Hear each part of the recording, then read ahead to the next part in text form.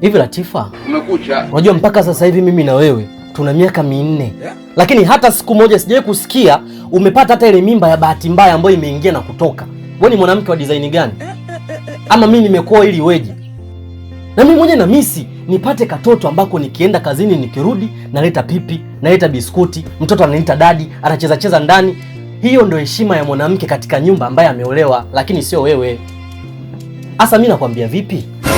Kuanzia kesho sitaki nikuone humu ndani. Yaani funga kila kitu, ondoka.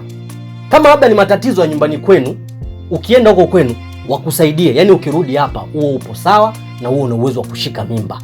Imeshindikana. Yaani inamaanisha kama wewe ni tasa, huwezi kubeba hata ile mimba ya kusingizia. Ukiondoka nenda mazima, taraka yako itakufuata.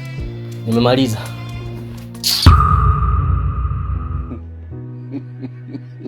Unajua mimi mwenzako hata sinaga mambo mengi, yani chapo tu. Kwa hiyo uwanja huu hapo, yani alafu naona nilipokitandika kitanda ni kwa ajili yako mama. Sawa, mimi sijakataa, lakini sipo vizuri. Sasa upo vizuri kivipi yani? Nataka nipo siku za hatari. Sasa siku za hatari kivipi na wewe? Mama wewe. Ndio hiyo ni siku za hatari.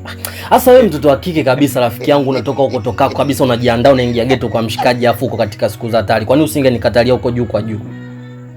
Kwa nini ukatalia sasa kati tushakubali? Sasa sikiliza nikwambie kitu. Mimi mtoto wa kiume, unajua afu sisi wenyewe wajanja afu hapa mjini long time. Mama wewe. Kwa mimi nitafanya hata kutupia pembeni hata usiwazi.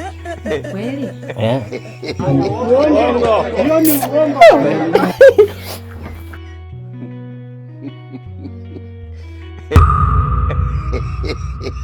Mimi nakujua kama wewe mjamzito, lakini mtoto nakuuliza unakataa.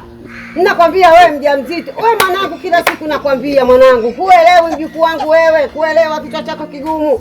Sasa nasemaje? Huyo ambaye alokupa mimba na kukushona kakupa mimba alafu narudi huko. Leo unakwenda huko kwa mwanamume wako alokupa mimba. Mimi nisamee. Nikusamee nini? Wewe maisha yetu ya juu hapa. Maisha yetu ya kula huko kwa meno. Tunazungusha ulimi kwenye meno kucha zima mpaka jioni. Tukipata nusu kilo ndo tunakula. Leo unaenda kufanya mambo kama hayo, mdogo wangu, na mimi kila siku naongea unisikii. Huko kwa bwana wako.